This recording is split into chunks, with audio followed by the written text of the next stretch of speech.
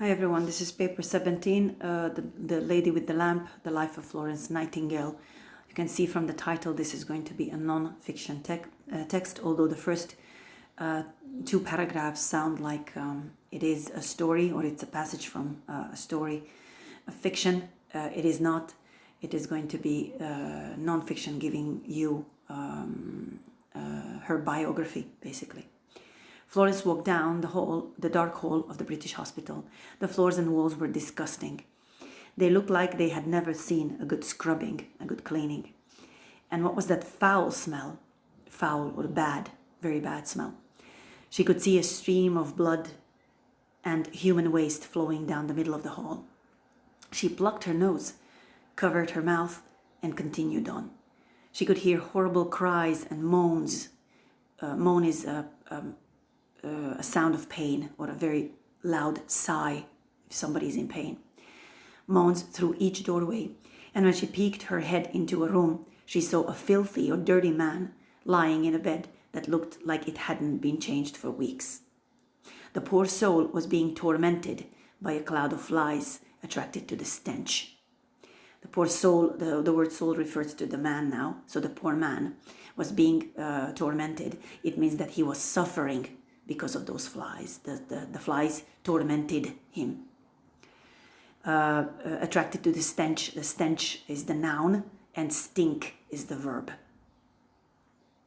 Everywhere she looked, she saw things that could be improved, but no one seemed to care. But Florence cared. She dedicated her life, so she sacrificed, she spent all her life doing this, not only to comforting the sick, but also to reforming the hospitals and the profession of nursing. She completely changed how hospitals were run or managed and how nurses took care of the sick. The kind-hearted Lady with the Lamp, as she was called, became a legend in her own time and is now recognized as the founder of modern nursing.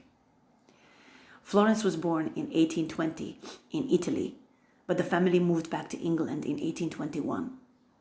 Her family was very wealthy and she had a very good education. However, Florence had no respect for upper-class British women whose life she regarded as boring and pointless. So you can see she was from a wealthy or rich family. She had very good education, but she thought that rich women have a pointless, have a meaningless, aimless life. They have no goal in their life. So she didn't like the life of these upper-class rich women. In 1837, the rebellious Florence claimed that she had heard the voice of God speaking to her, calling her to do good works. A rebellious person, or a rebel, as the noun is, rebellious is the adjective, so a rebellious person goes against the rules, does the opposite of what, let's say, the society, or in this case, the family says. Okay, so at that time, she didn't understand what good works, good deeds could be, but she started visiting sick people in local villages, bringing them food and changing their bedding. Her family disapproved. They did not agree. It was unladylike, they said. So it's not nice for a lady to do such dirty work. When she asked her parents to allow her to visit hospitals, her parents were horrified. A hospital was only for poor people who couldn't afford to pay for a doctor to come and treat them at home. Florence defied her parents and followed her calling. So you can see that a long time ago, rich people called the doctor to come to their house, and only very poor people went to the hospitals because they were so bad. Hospitals were so bad that people could more likely die than get better. Florence defied means she did the opposite of what they asked her to do. Indeed, British hospitals were worse than Florence had ever imagined. The nurses were uneducated, poorly paid, and often neglected their patients and treated them cruelly. So nurses were not educated. They were not trained to do that job. Anybody could become a nurse, whoever wanted a job. They were not trained specially how to take care of sick people. They were poorly paid. They did not have good salaries, and they neglected, they ignored, they didn't care about their patients. Diseases spread quickly in the filthy, dirty, overcrowded rooms. Whoever got to hospital could expect to die rather than get better. Florence began studying the problems, writing to experts around the world, and formulating her own ideas for improvements. She started shaping, creating her own ideas, how to make it better, by talking to other people who are experts, who have knowledge in this field. She traveled to other countries as well, and she studied how patients were cared for in Italy, Egypt, and Greece. In Germany, she visited an innovative hospital and nursing school, where she saw that when patients were clean, well-fed, and taken care of, they recovered more quickly. An innovative hospital is a hospital that uses very new methods that are not used anywhere else. Hospitals and schools can be innovative as well when they are using ways, methodology that are not used anywhere else. So you see what is now common knowledge. Patients have to be clean and cleaned. The wounds have to be cleaned. The bandages have to be changed. Patients have to lie on clean beds. Hygiene is important. This is common knowledge now, but 150 years ago it wasn't. She stayed here and trained for 4 months, then finished up her studies in Paris, where exciting discoveries were being made about germs and how disease was spread. So she went to Paris. You can see these were the times of important discoveries, experiments, and scientific research, and a lot of things, a lot of medicines were discovered at that time, and methodology was improved, developed. By 1853, Florence was appointed superintendent. As you can see, the meaning is a manager or director of a women's hospital in London, where she was able to put her theories in practice. Florence Nightingale's most famous contribution came during the Crimean War from 1854 to 56.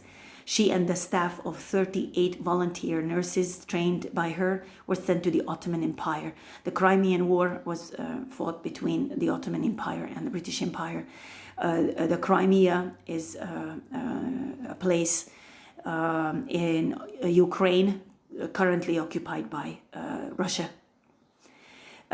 She found that the wounded soldiers were given very poor care by overworked medical staff.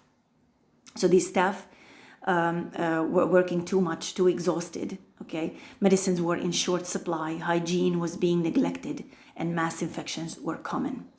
So you can see that there were terrible circumstances in which this medical staff had to work. So Florence Nightingale came with her with the 38 volunteer nurses who were working for no money. Okay, this is a volunteer, not paid, a worker who doesn't get payment. The army officers were not happy to see the nurses. They resented women telling them what to do. They hated women telling them what to do. They didn't like it. This is to resent. So Florence did the work without their help. There were no funds, so no money for this purpose, for supplies. So she used her own money. They cleaned the hospital and the patients. They set up a kitchen and made sure that the wounded were well fed. They comforted the men by reading to them and writing their letters home. They understood that this is also very important for their well-being and cure, that they need to be taken care of and given company. Each night Florence lit her lantern and made her rounds. So lit her lamp. Lantern is a lamp. You can see that on the previous page. She has a lamp in her hand. She made her rounds, so she went around the hospital, giving comfort and advice to the frightened men. When they saw her light coming down the hall, the men instantly felt that everything would be all right. The grateful, thankful soldiers started calling her the lady with the lamp. When the war ended, she came back to England as a hero. She became so popular that the public raised money for Florence to continue her reforms in the hospitals in England. Queen Victoria also met her to discuss further improvements. Unfortunately, she got very ill after her return. A few months after she came back from the war, she hid herself and never appeared or spoke in public again. Some people think she suffered an illness called post-traumatic stress disorder, or PTSD, which kept her bedridden for the rest of her life. PTSD is a mental disorder which usually affects soldiers who have been exposed to trauma during a war. Trauma is a very huge shock, and PTSD is a very modern expression. This is coming from only the past few decades.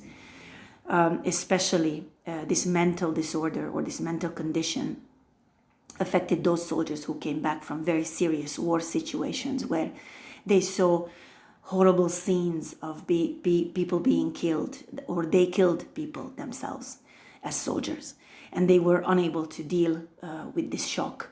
They had nightmares, and they started to be more aggressive, and they were finding it very difficult to adjust back to their normal life. So this condition was more investigated, examined by doctors after wars like the Korean War and the Vietnam War. Now, doctors or experts think that maybe Florence Nightingale suffered from this condition too. We don't know exactly at that time. This condition was not examined very much. She was bedridden. It means that she spent the rest of her life in bed, and she was somehow, for some reason, unable to go to public and to speak outside of her house.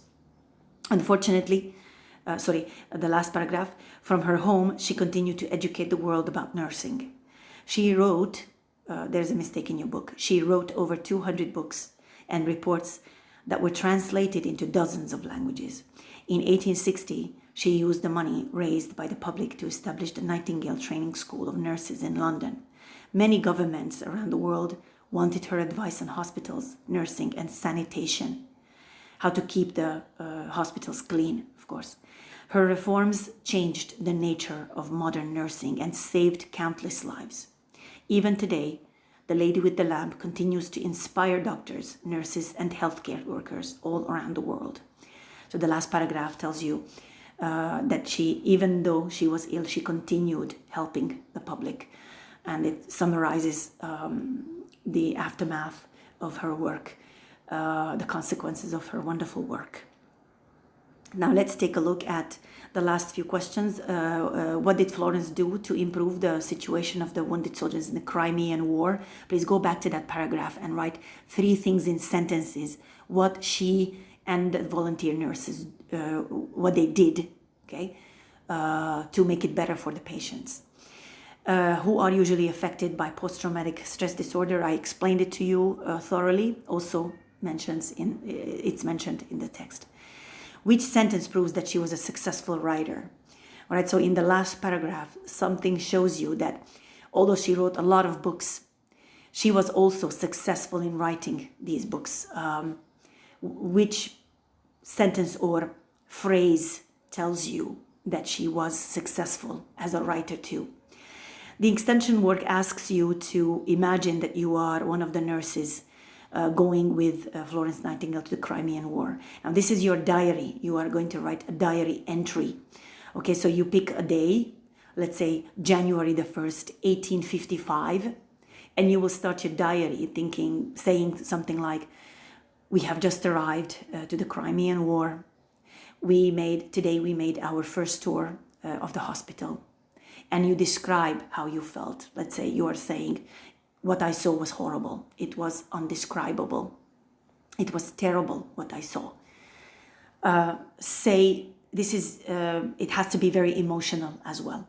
Describe what you saw on one of these days that you went to visit the hospital. You can go back to that section where the Crimean War is described, and it will give you ideas. You can also use some of the new vocabulary. Foul, very bad, okay, or stench, how the patients were not taken care of, hygiene, lack of sanitation. You can use these words in your paragraph. Thank you. See you soon. Bye-bye.